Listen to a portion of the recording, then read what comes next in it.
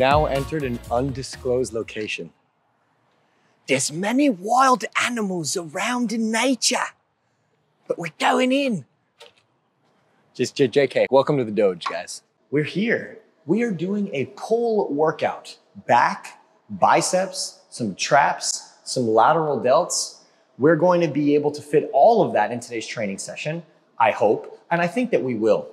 We are in mesocycle 2, block 2, week 6, 7 or whatever of my cut, of my diet. But it is the first week, first training week of the second block. So things are just not that hard. We're gonna be training farther from failure, not too many sets, maybe about 80% or so of like the best that I can do. And that's still stimulative. We always have to remember that training, effective training, is a range. You don't always have to go as hard as you possibly can go. If you go close and slowly walk up those stairs to go harder and harder, all of that was still effective training.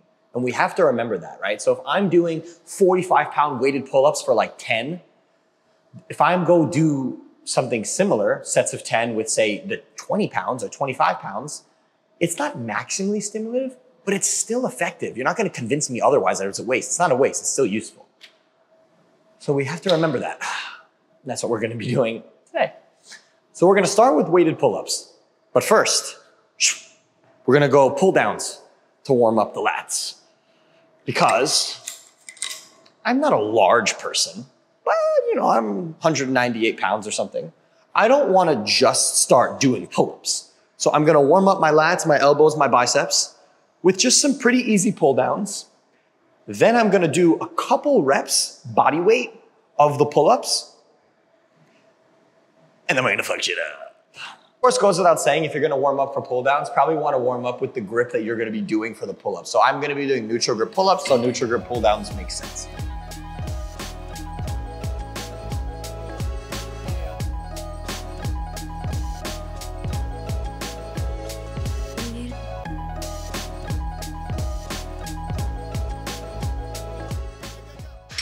And if you have a stack that's quite short, you could just lean back a little bit so ensure that you can hit the most stretched portion without hitting the top or anything like that.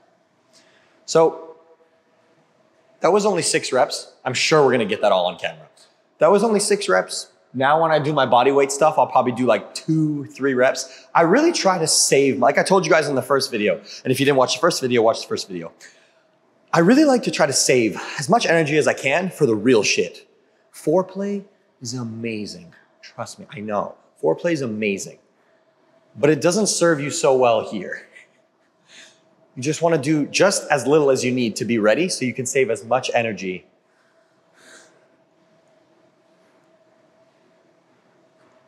For that. Okay.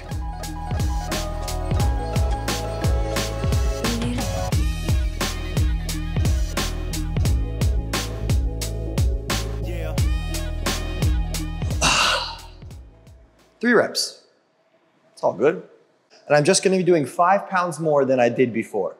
Or at least I'm gonna start here. If it's really, really, really easy, it's gonna be easy-ish. It's not gonna be too difficult. But if it's gonna be really easy, I'm gonna go to 25 pounds. But I'm gonna start here. We'll get like 10, 11 reps or so.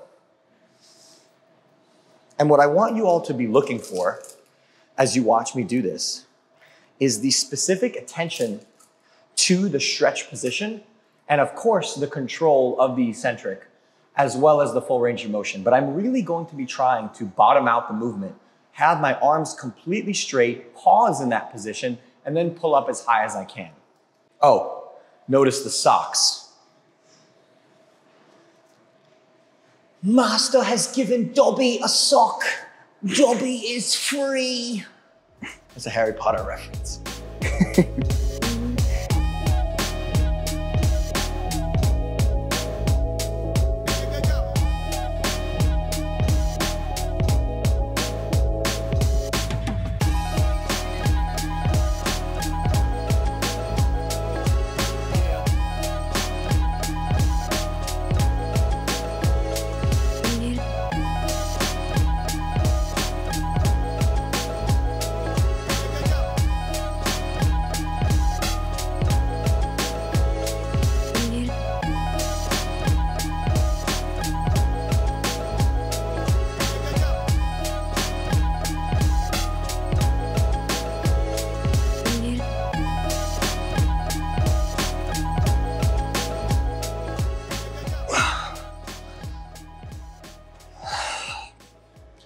All right, that was 10 reps.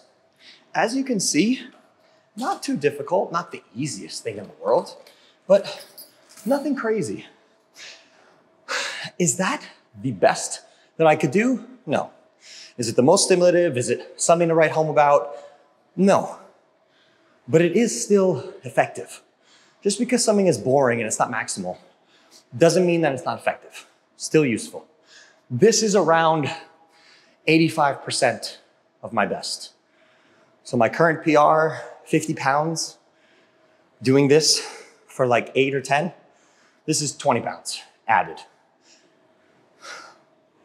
And then week over week, I will add 5 or 10 pounds, match reps, and also add sets based on my recovery. So while week 1, I've got 20 pounds added here, probably by week 5 or 6, I'll have 50 or 55 pounds and try to match reps. So I'm opening up sort of how hard I'm training, but still getting the easy gains along the way to really difficult. So you'd rest for how long? 2-3 minutes, something like that. But you don't time it really. Gotta feel it out. Yeah, I let my rest times come to me. So with movements that are more compound in nature or kind of difficult, probably rest 4 or 5 minutes. With movements that are easier, like a push down, a lateral, something like that, maybe it's 90 seconds. As I had mentioned in the previous video, but there was a lot of information there. The peak contraction we are coming to find may not be what we all thought that it was. Going all the way up for every movement, although it definitely feels nice psychologically, especially somebody like me who has a serious bias for full range of motion, it may not be the thing. So when it comes to specifically stuff like pull-ups, which already does a fantastic job of biasing the lengthened position or the stretch portion, you may not actually have to go all the way up. Now I am, and I'm actually pausing at the top because I like it, but I don't have to do that, and neither do you. I think it looks cool. Of course you could try it, but at least what a lot of the research is coming out and telling us now, if you pull up most of the way or even halfway, then come down with control and maybe even pause in that stretch position, you're probably doing most, if not all, that you could be doing in this movement. And that's asinine, crazy, mind-bending for me to say because I have such a bias and I'm saying it out loud. I like full range of motion stuff. I think it feels best for me. I've gotten seemingly whatever results I've gotten from it, and it just feels the most comfortable. But maybe I don't have to do it. So would you say the eccentric is more important or equally as important? Or? I would say the eccentric is more important than the concentric, yes.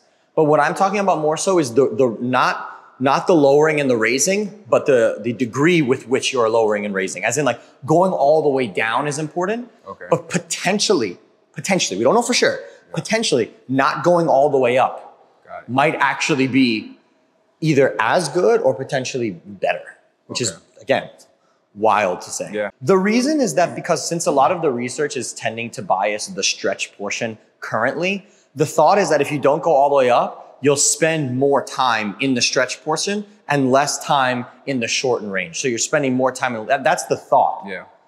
But if you really play that out, if the reps become relatively the same, length and partial, or bias to the stretch versus full range, it's kind of all the same. Yeah. So the way that I action item it is when full range gets stale for me. So if I'm doing this for, let's say 2-3 months, and I'm like, I don't feel like doing this anymore, but pull-ups are still okay, then maybe I would do going halfway up as variation. Got it. That's where I'm currently at with it, but I have never done that. So next set.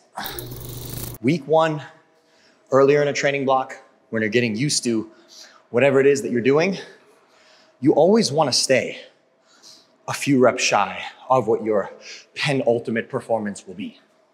So in this case, we try our best. I would say that was around 3 or 4 left in the tank. And then next week, again, I'll add 5 or 10 pounds more and hopefully match reps, and then be around 3 reps in the tank. And slowly get to where I got no reps in the tank. We drained the tank. All the fish died. the coral, the plankton, everyone died. I don't know if that's gonna land. Two more things I'd like to add, which people may say when you see me do this. Number one, why aren't you using straps? I don't feel that I need them with this kind of load. As I get really close to failure, my grip may become a limiting factor, in which case I'll use them. But right now, my grip is completely fine with the weight that I'm using, so I'm not going to use them. And then you make the case, well, then maybe you're going too easy.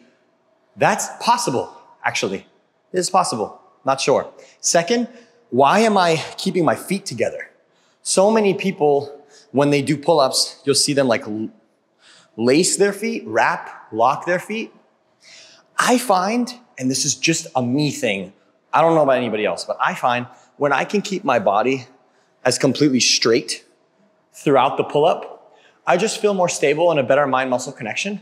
And it actually feels harder, but more natural, more as it should be. Whereas when I wrap my feet, I find that I'm not able to keep a straight line, and I sort of have like this going, or especially when I come down, like my feet might go forward or something like that. Again, it's just a me thing. I don't know if anybody else will feel this way, but I did make a post where people commented on this, and a lot of people, especially like calisthenics people, they all said that. They were like, yeah, we'd like to do our pull-up straight as well. We prefer it. So I don't know. Last set on here. So if you're keeping up at home, we did a set of 10, set of 8. I'll do another set of 8 right now. I haven't done it, but I think I'll get 8. And then we're gonna move on to seated overhand cable rows for the upper back. So now we finished the lat movement pull-ups. Now we're going to move on to a semi-direct, because obviously there's other things involved. Seated overhand cable row. Semi-direct movement for the upper back. Now, my personal opinion, I think so many trainees neglect direct upper back training, either that they don't do it or they don't do it enough. Now, I'm not someone that competes, but I have a vision of what I think a good physique looks like. And I think a badass upper back for guys and a nice shape even for female is pretty sweet. And you generally don't get that with all of the back movements that you are thinking of.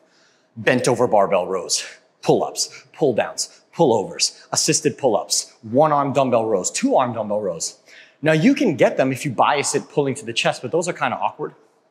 So I think doing stuff like overhand chest-supported rows, overhand T-bar rows, seated overhand cable rows, movements like this are quite important.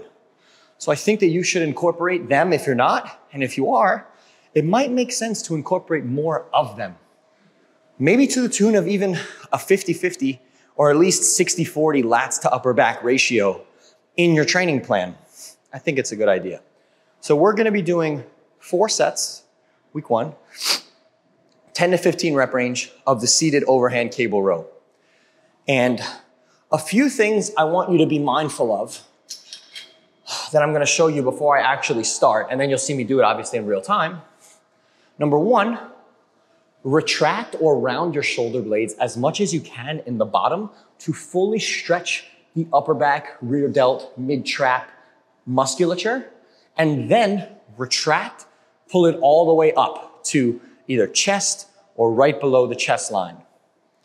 A lot of people these days, when they do this, they like to bend at the hip. I like to keep my lower body pretty locked.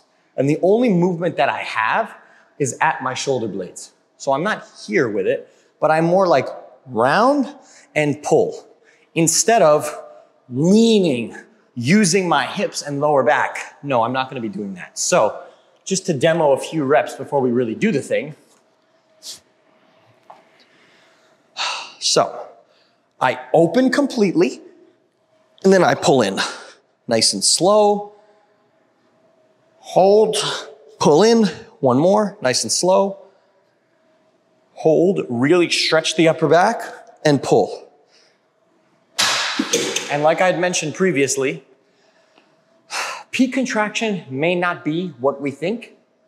So you don't have to pull all the way up. You don't have to pause at the top. You probably could just either tap and go all the way down or pull up halfway. But again, because it feels good for me and I like it, I pull all the way up, and sometimes I actually even pause in the stretch position with these. Currently, I'm not. I just don't have it programmed that way, but I do that as variation. But of course, I'll pause in the stretch. Okay, so with these, you need straps. Sure, for surely, which is not grammatically correct, but it sounds funny to me, so I say it.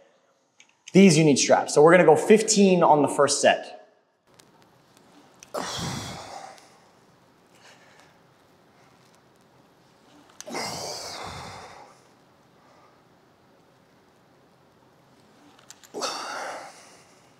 Contrary to what most people would tell you, from rep 1 to rep 15, I try to have my reps look nearly identical. And when I notice a technique breakdown, that is also close to my absolute breakdown. So there's no swingy reps, cheating, or anything like that. Your beginning reps when you're freshest, I think you should try your best to still mirror that later in the set. And it'll be hard at first, especially as you're a beginner or new to whatever technique you're doing. But I think with practice, your technical breakdown and your absolute breakdown can crescendo simultaneously, even though the internet will tell you it won't.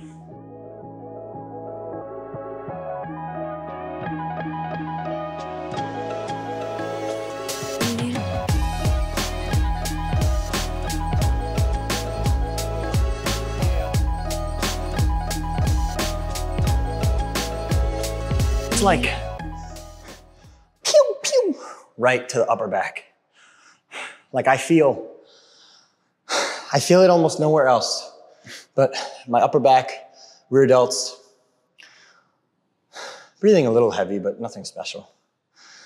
My elbows feel good, biceps feel good, gooch is good. It's just all good. So we'll do 2 more sets. That was 12. So 15 on the first, 12 on the second. My hunch, I will get 11 on the third. It's my hunch. H-U-N-C-H, hunch. Spelled backwards is not hunch, it's something else. And then from here, we're gonna move on to a lateral delt movement that does only do the stretch portion. And it's a relatively new movement. So I'm teasing you a little bit. Relatively new, I've only been doing it for a few weeks, but I love it. So I'm ready to put it on camera for you guys to try as well, because I think it's worth your time. And I realize that one of you might say, why is he doing it with a short bar? Why isn't he doing it with a regular lat pull down bar? The answer, I just like it more. That's all. And you know what? Sometimes that's valid. Doesn't always have to be an in-depth scientific neurotic reason. So long as it's not detrimental to anything that you're doing. If you just like something, you feel it more, it's comfortable on your elbows and stuff, do it. Fuck it up, fuck it up. And if you're just tuning in, 25 grams of carbs from Gatorade powder, 5 grams of creatine, little sprinkle of salt, Florida water. So we finished the back portion of this training session. 7 sets, nothing special. 3 sets of pull-ups, 4 sets of seated overhand cable rows. Sets of 7 to 10 here, sets of 10 to 15 on there. I think that's a pretty nice check mark. And later in the week, I will do another back session where it is more thickness or rowing focused or horizontal pulling focused, doing dumbbell bent over rows and cable pullovers. Now we're moving on to lateral delts, side delts, medial delts, Delta Airlines, Delta Force, Chuck Norris. And we're gonna be doing, get this, front cuff, lengthened, partial lateral raises. You almost don't want to do it just based on how many words it is to describe the shit, right? So what we're going to do, I'm going to grab these handles. I'll explain that in a second.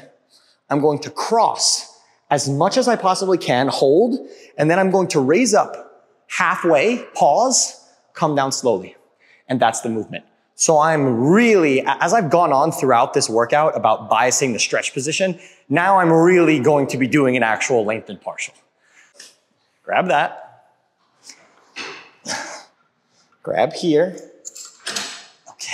Now, I'm going to grab these handles. And I know this seems really weird, but having something to hold on to when you do laterals allows you to stack your joints better and just feels really comfortable and natural as opposed to just letting your hands be in the air. I know it looks like sorcery and weird, but trust me, try it. So, cross. I push my hips back a little bit, pause, and hold. Hips back so this doesn't hit my hips. Stretch, boom.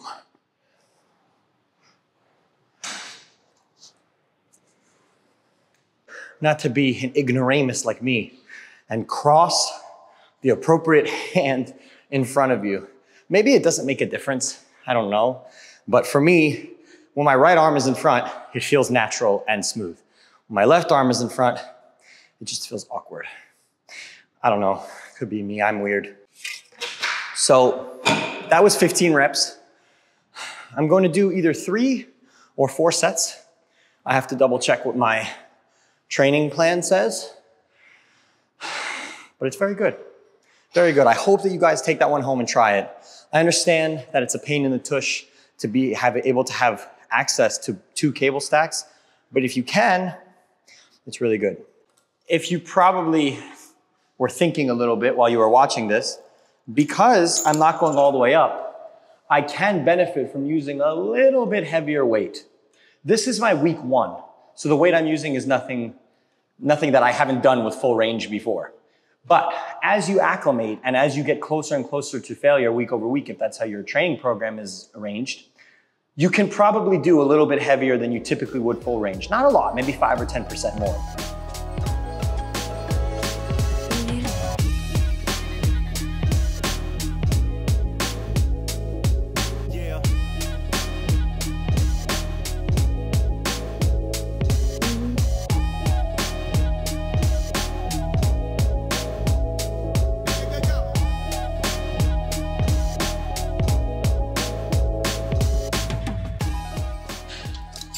Don't let these mislead you. They're hard. I know they don't look that bad because it's like, it's not really going all the way up, whatever. No, no, no. These burn. These are difficult. Birds are beautiful. If any of you get that reference, I love you. No chance any of you do. It's from the live action Jungle Book movie from 1997, starring Jason Scott Lee. Yes. That's Bruce Lee's seed. None of that's a joke. It's all accurate. It's all accurate. So we finished lateral delts, just 3 sets. I train lateral delts 4 times a week currently. So week 1, all of my sessions are usually 3 or 4 sets, and then I add as I go. You don't want to start with too much volume with any body part because then you don't have sort of enough room to gallop through the field of training volume. If you start too hard, you're gonna burn out too early. Whereas if I start at just the minimum, just the least amount that I need to generate pump, disruption, maybe even a bit of soreness and some fatigue, that opens me up with so much leg room to be able to sit in that chair. You know what I'm saying? So now we're gonna move on to incline dumbbell curls. And these, I'm not doing this just for the camera. This is relatively new. So incline dumbbell curls are my favorite curling variation, pretty much bar none. They're just so good, for me at least, in the 8 to 12, 10 to 15 rep range with a slow eccentric and a pause. However, I've been doing them for a while. And when I do them for a while, they either get stale or they start to annoy my elbows. But I don't want to get rid of them.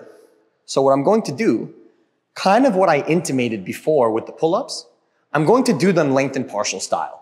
This is the first time that I'm actually going to be doing this for a training block. So I will let you know at the end if it was worth it. So we're going on this journey together. So with regular incline dumbbell curls, we get our arms as far behind us as we can, pain-free. Start from straight arms and curl all the way up and lower down to straight arms. That's how you do a regular incline dumbbell curl. What we're going to do.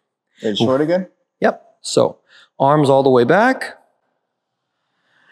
Curl all the way up, all the way down slow. Do you need to go up that high? No, but I like it. And I think it's comfortable, and a lot of other people seem to as well. But what we're going to do now is we're going to go all the way down as we are, curl here, and then all the way down slow. So I'm spending as much time as I can in that lengthened position.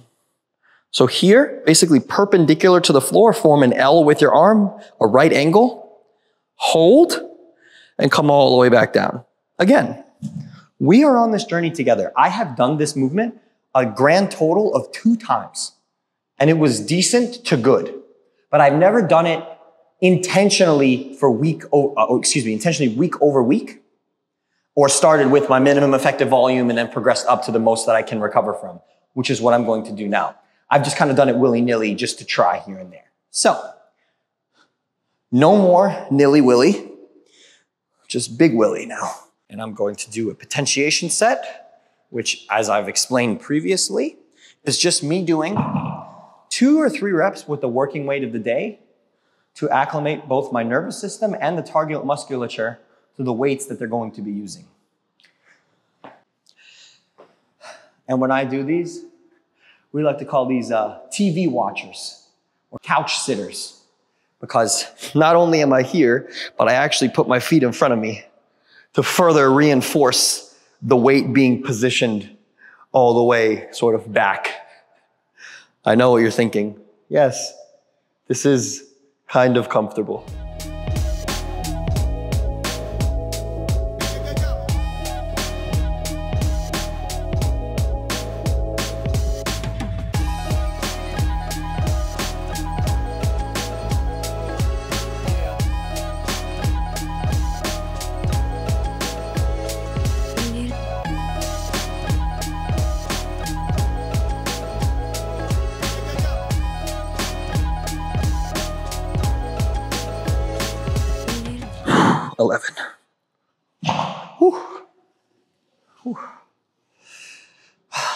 Biceps pumped.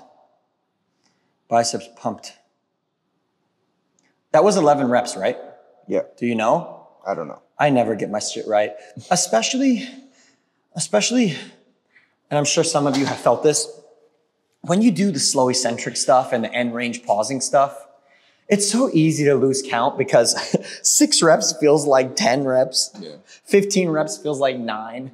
I can't tell you how many times I'll be training with someone and either I'll be the one saying it or they'll be the ones where I'll be doing a set. I'll be like, bro, how many think I got there? 13? They'll be like, 7.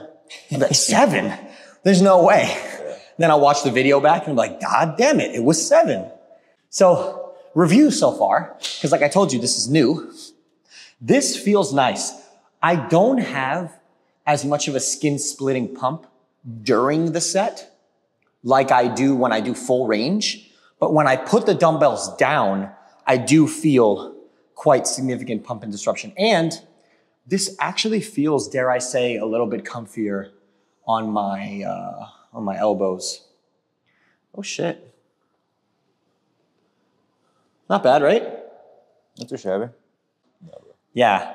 I don't have the most perfect elbows. I've been lifting weights for 15 years. It's just collateral what's going to happen. So I need to be very intentional with, number 1, the exercises that I choose when I train biceps. And number 2, the way that I perform my movements. So full transparency, the slow eccentric stuff actually started for me with biceps, because I tore my bicep a few years ago and I found that really slowing the eccentric down, of course, minimized the load, but still maximized the mind-muscle connection and pump. So I said, oh, okay, great. Thing was, I stuck with that and I never quit and I never stopped. So now the weights that I'm using are either the same or heavier than back then. So now it's like a whole new can of worms. So maybe something like this will be worth my while, because when I really start to push my incline dumbbell curls very hard, as in when I use limit loads or when I train them with a lot of volume, like 5 sets in a session, my elbows really start to ache. But we'll see. Today is just 3 sets here, 12 on the first set, 11 on the second set. I'll probably get 10 or 11 now on the third. And we'll see what happens. But I think also there's something to be said for biceps getting a lot of training with your back training too. So I know many people claim that biceps can handle a lot of training volume, and maybe this is a bias because my biceps seem to be a pretty decent muscle group, although I like to think that it's because I train them hard, not because of my genetics. I don't know. 6 of 1, who knows the answer there? But I think when you train your back really hard, full range, slower eccentrics, that kind of thing, your biceps are really online there. They really do get a lot of stimulus, residual style, collateral style. So I think when you do that appropriately, you may not need as much bicep training as you think. I don't know. Again, might be my bias. Who knows? So just 3 sets of these today, and then we're gonna move on to some Smith machine shrugs, and we'll pretty much be done. I have 2 sets of crunches that I'll just superset with the shrugs because it's just easy like that. Oh, we finished pull-ups, seated overhand cable rows, lateral raises, incline dumbbell curls, and now we're moving on to shrugs. Smith machine front shrugs for the traps. Do you need to train traps directly? Don't know. Needs analysis is the key there. If you are a beginner or early stage intermediate, as in you've been training for 5 years or less, I would say probably not. Your traps will likely benefit from just doing the typical lateral delt and back training that you do. But if you've been training for more than 5 years and you believe, because at the end of the day, this is all about you, you believe that your traps are lagging behind the rest of your body, or you just want them to grow, then some direct trap training, which will manifest probably by way of a shrug pattern, is worth your time. Now, when you do shrugs,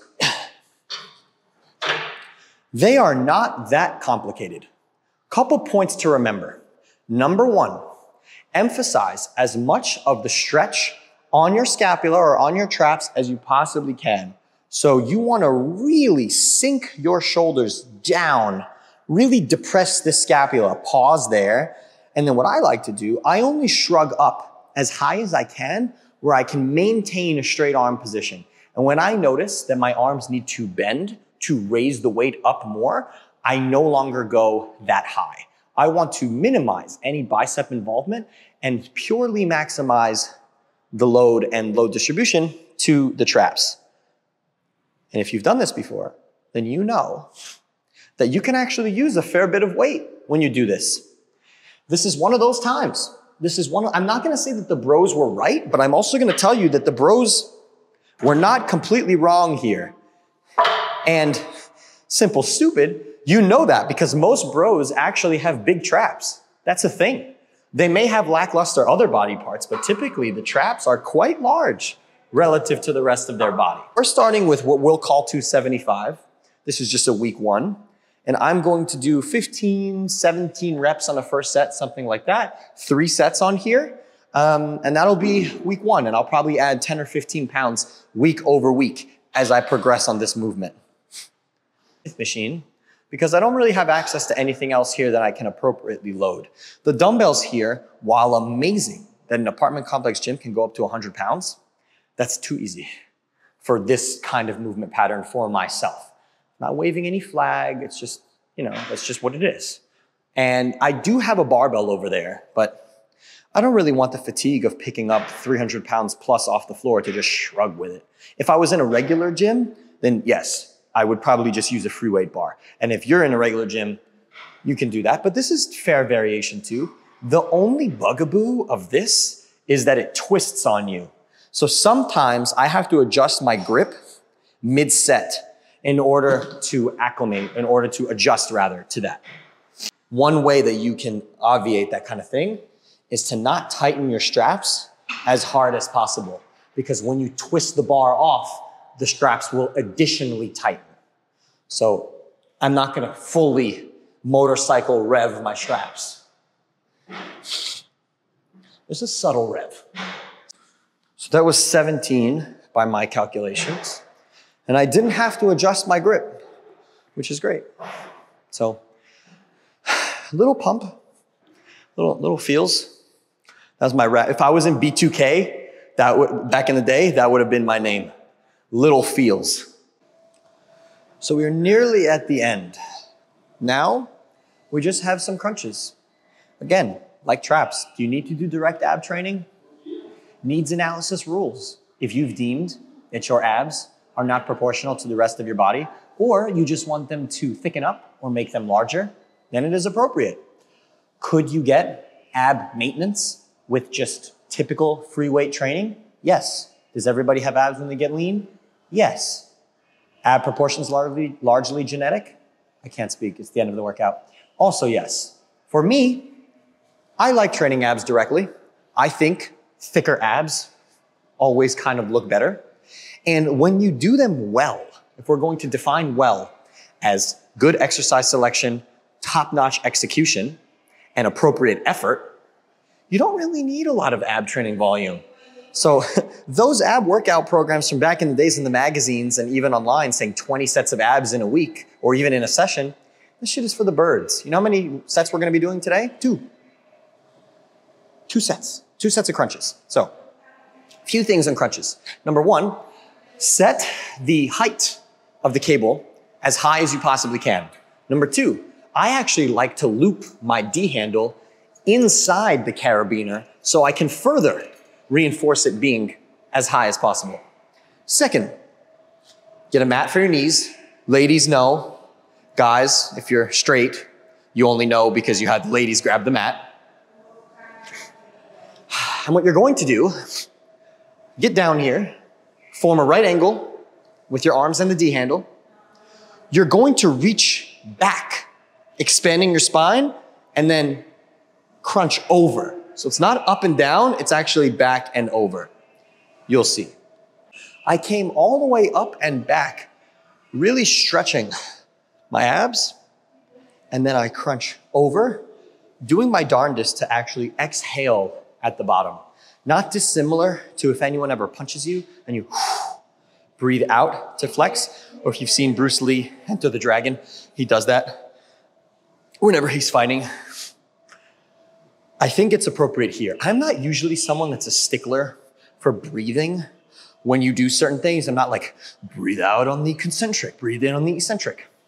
I sort of just let things happen naturally. But with crunch movements, it's the one time I am actually a bit more intentional with exhaling on the concentric, on the crunch, and inhaling, holding my breath as I stretch the abs. It's the only time.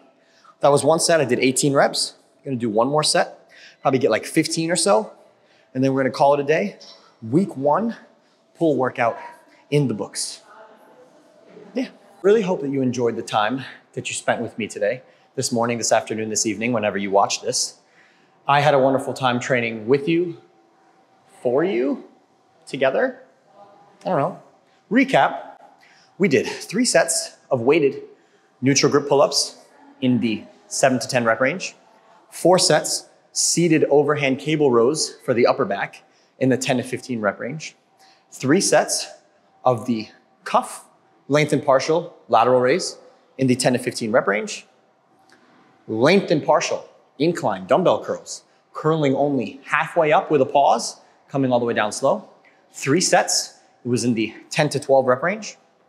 Then we went over to the Smith machine shrug, 10 to 15 for 3 sets. And then we did cable crunches, 2 sets in the 12 to 20 rep range. Pretty comprehensive, right? Fair bit of stuff. 6 exercises, if I do count appropriately. The volumes were quite moderate, I would say. Week 1, second mesocycle for me, second block of the cut. And it was a doozy. I feel good. I feel good. I don't feel, it's not rough. But anyways, any questions that you have on what you saw, comment down below, DM me on Instagram, shimmy93, SHIMMY. Subscribe. like, comment, live, do the things.